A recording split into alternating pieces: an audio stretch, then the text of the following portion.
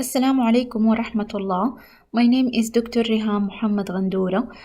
I am from Saudi Arabia and I live in Jeddah. Currently, I work as a drug information pharmacist in King Fahd Armed Forces Hospital. I will represent to you my journal club presentation. Start first with the general description of my article, including the title, which is a systematic review and network meta-analysis of approved medicines for the treatment of idiopathic pulmonary fibrosis.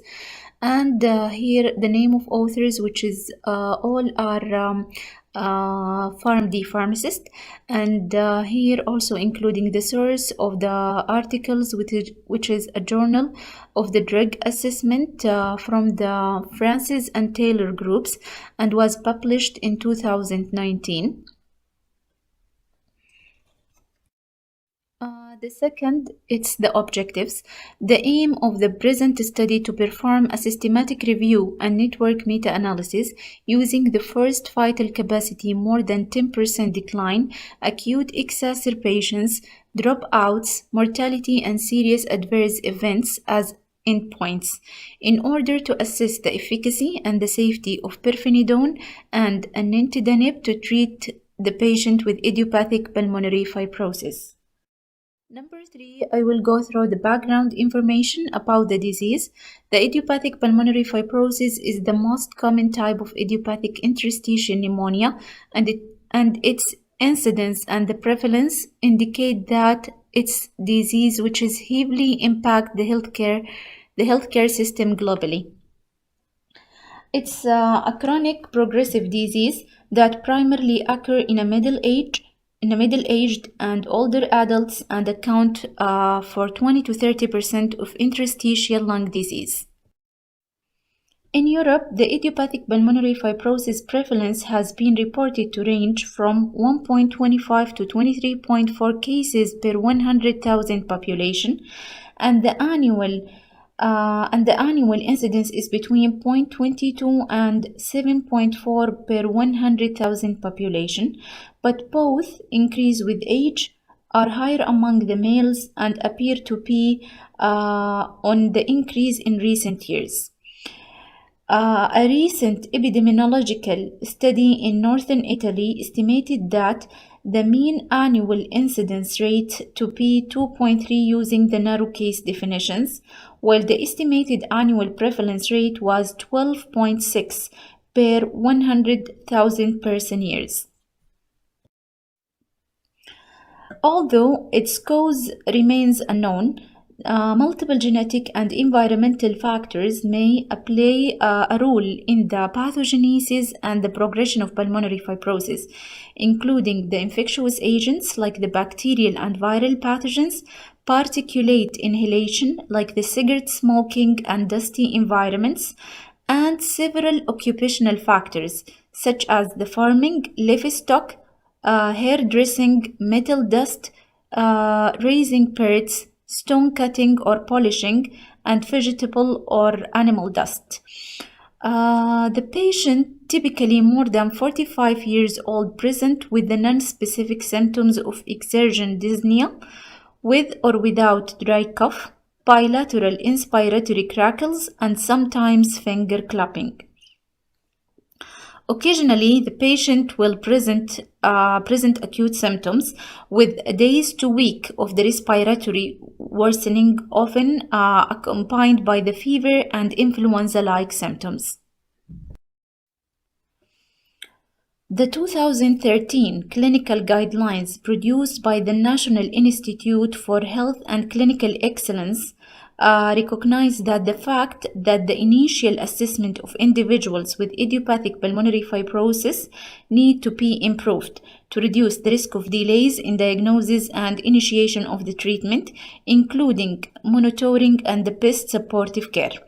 The assessment must include the clinical feature, the imaging like a high resolution CT, histopathology, and the spirometry, and should be the multidisciplinary at each stage of diagnostic care pathway to include a consultant respiratory physician, consultant radiologist, and an ILD specialist nurse. and the median survival time from diagnosis is about 2 to 4 years. The best supportive oral palliative care is a protective approach to symptomatic treatment, and in idiopathic pulmonary fibrosis may include oxygen therapy, pulmonary rehabilitation, opioids, anti-reflux therapy, and the withdrawal of the steroids, and the other immunosuppressant, early recognition of the terminal decline, and the early contact with the palliative care specialist. Also, the NICE 2013 guidelines suggest that the ambulatory oxygen should be considered if the patient with idiopathic pulmonary fibrosis has a breathlessness on exertion, and the benzodiazepine and oral opioid therapy if the patient has a breathlessness at rest. So until recently, no intervention other than the lung transplantation has demonstrated and enhanced the survival in patients with idiopathic pulmonary fibrosis, but a few novel agents have demonstrated decrease in the rate of disease progression as measured by the forced vital capacity.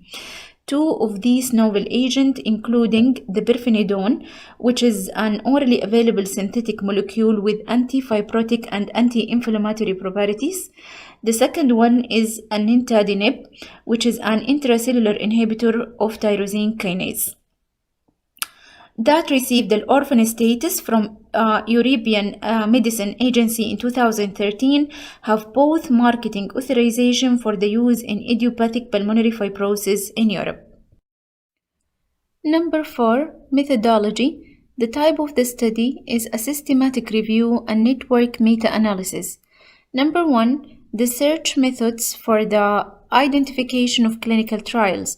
A systematic review based on a protocol developed a priori up to September 2017, databases including Medline, Embase, the Cochrane Library, and PubMed, conference proceeding, and previous systematic reviews were searched up to May 2017.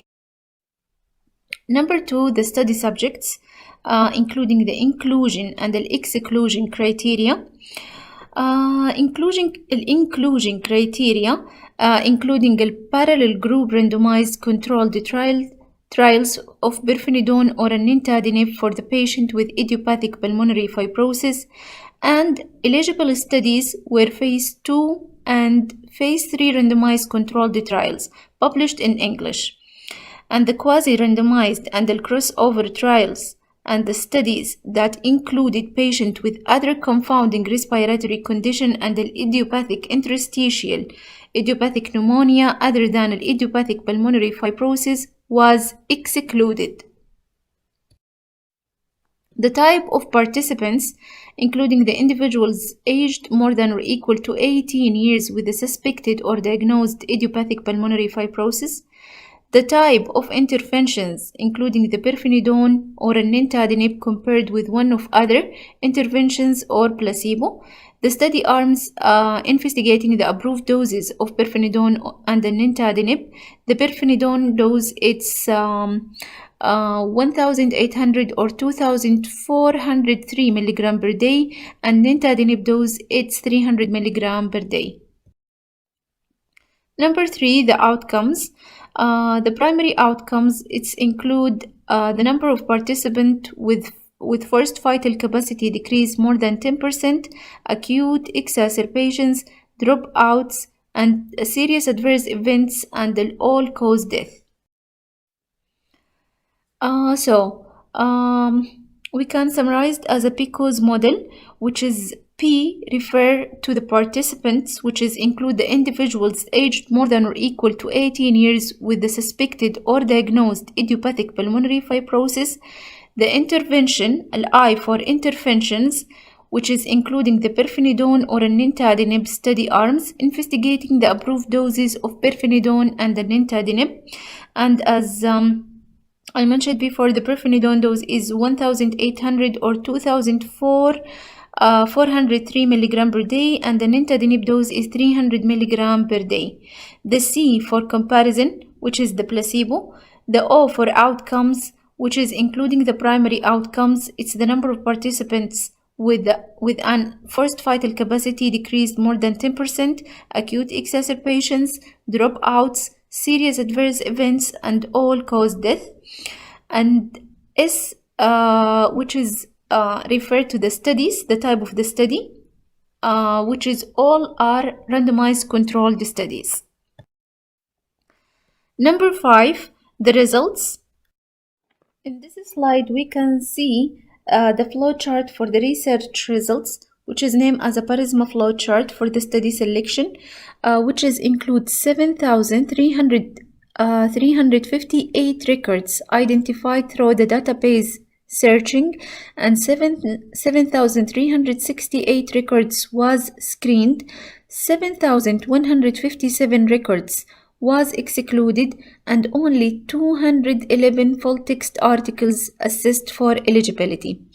And those 211 full text articles are reviewed or checked by the 2 reviewers to exclude from them 201 full articles due to following reasons, including any duplicates, any observational studies, expert reviews, and the other non-randomized controlled trials, if the not idiopathic pulmonary fibrosis population, if the outcome of interest not reported, and if the intervention not included in the research questions. So only 10 of the studies included in the quantitative and qualitative synthesis. 10 trials were identified for the consideration within the network meta-analysis, which include the 4 trials compared the nintedanib with placebo and 6 trials compared the pirfenidone with placebo. Here in this table, the result of assessment of heterogeneity and the principal network meta-analysis are summarized in this table.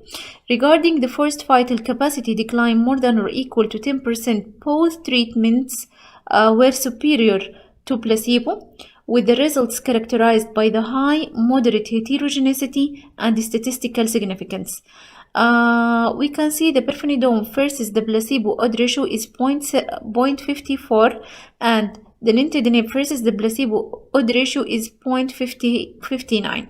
A notable difference was not found through the indirect comparison, where the pirfenidone and the nintedanib versus the nintedanib odd ratio is 0.91.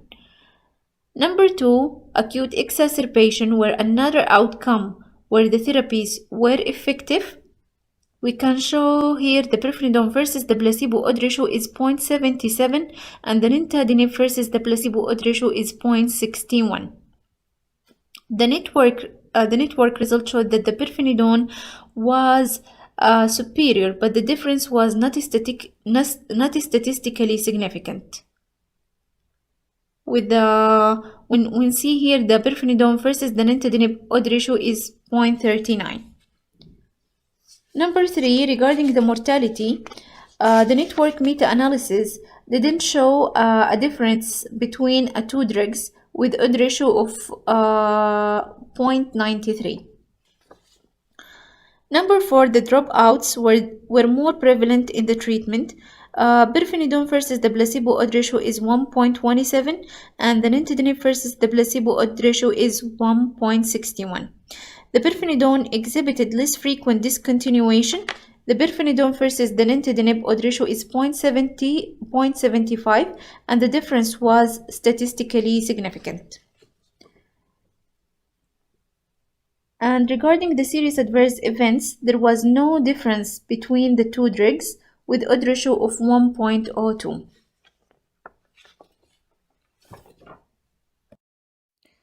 In this slide, we can see the risk of bias of each study is presented in this figure. The risk of bias analysis indicated that the only the Tinguici et al. Study was affected by the high level of bias. The bias was detected in random sequence generation method, allocation concealment, binding of participant, personal and outcome assessment. Certain types of bias could not be adequately determined in the published studies. Those included in Ogra et al. And the Hong et al. Studies, where we could only detect the lack of bias in random sequence generation. Incomplete outcome reporting was noted for the Ozma et al. Study. The other studies all lacked any presence of bias, while the capacity trials had an underdetermined outcome assessment bias.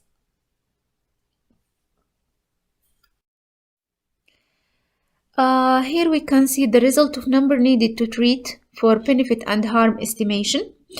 When a significant odd ratio was calculated for the primary outcomes of decline in the percent predicted first vital capacity more than or equal to 10% and dropouts, they calculated an number needed to treat for benefit or harm for the different level of risk are represented by the control group events rates over a specified time period using a pooled odd ratio and its confidence interval.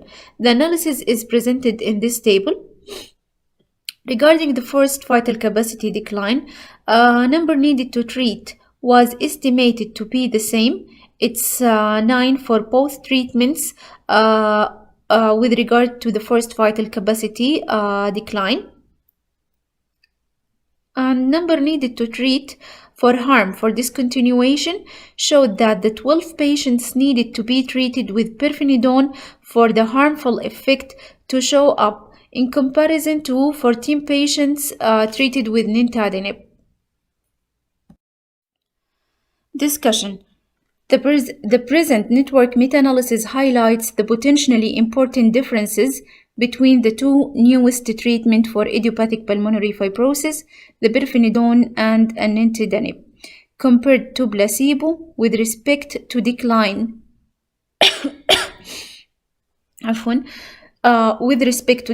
in percent predicted first vital capacity more than or equal to 10%, acute exacerbations, and mortality.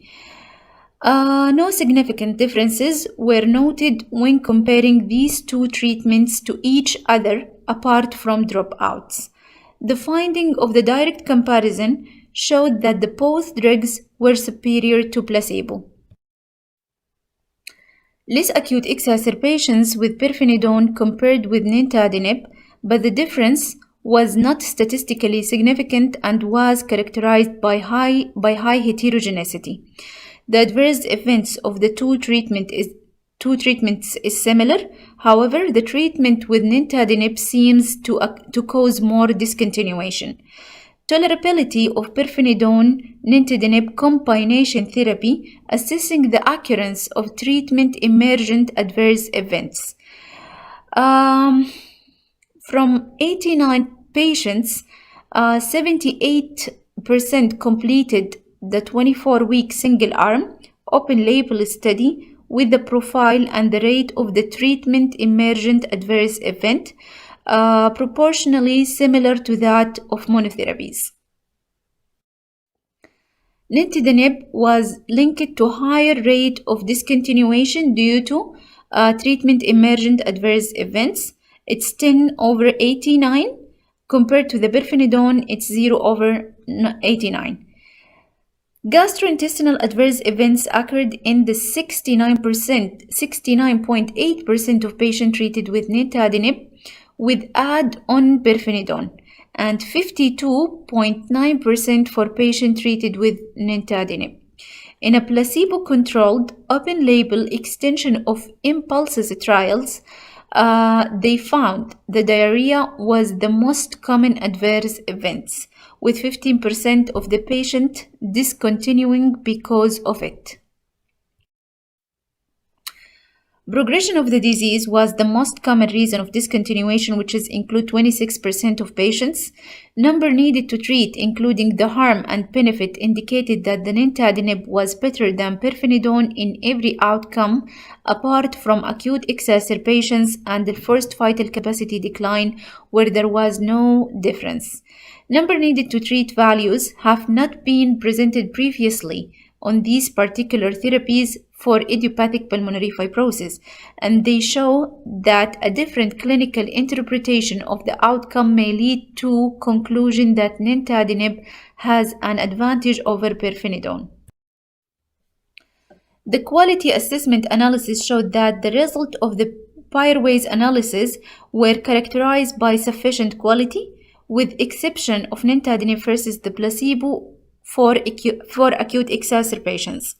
The results of the risk bias analysis showed that the low risk for all clinical studies apart from Tinguishi et al. Study, as we see before in the figure for the bias.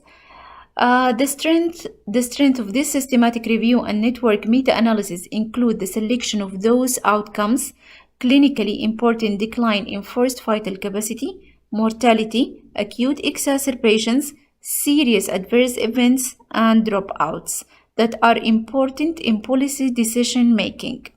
The forced vital capacity declined 10%, and the acute exacerbations in particular have not been examined thoroughly in the recent studies.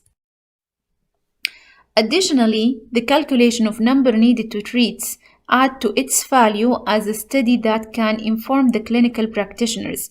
Number needed to treat for benefit or number needed to treat for harm is a measure of clinical effectiveness that has not been presented previously in other studies. Finally, in inclusion of all most recent randomized controlled trials on the examined therapies for idiopathic pulmonary fibrosis makes this present study unique. This study uses all the eligible available information and focuses on the two best therapeutic options for idiopathic pulmonary fibrosis, thus providing a complete set of data regarding the effectiveness of nintedanib and pirfenidone. Number 7, limitation, which is include the small number of the studies included, resulting in a low certainty in estimate for the comparison. Additionally, there were no head-to-head trials between the nintedanib and pirfenidone to compare the result of the indirect comparison. Number 8, conclusion. Pirfenidone and nintedanib are superior to placebo, but that they do not demonstrate a clear case of dominance of one over the other. The difference in occurrence of the dropouts indicate a slight clinical advantage of pirfenidone when it's come to safety, and this may be interest when choosing an appropriate long-term solution for idiopathic pulmonary fibrosis, while the number needed to treat for benefit and harm result favor nintedanib as a treatment option. Presence of marginal differences between the two therapies and a comparison of the cost for the two therapies may be able to complement of the process of making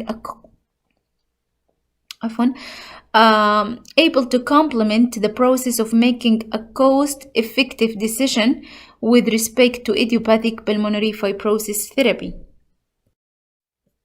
Number 9, clinical relevance. Use of number needed to treat for benefit and number needed to treat for harm to estimate the therapeutic impact and provide a statistical figure more meaningful to health professional.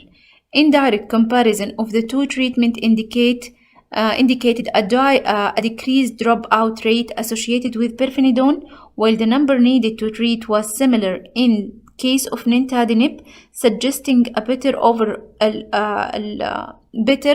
overall clinical effectiveness. Proof that an economic comparison may be useful to decision-making process regarding the reimbursement of therapy for idiopathic pulmonary fibrosis. And finally, thank you for listening.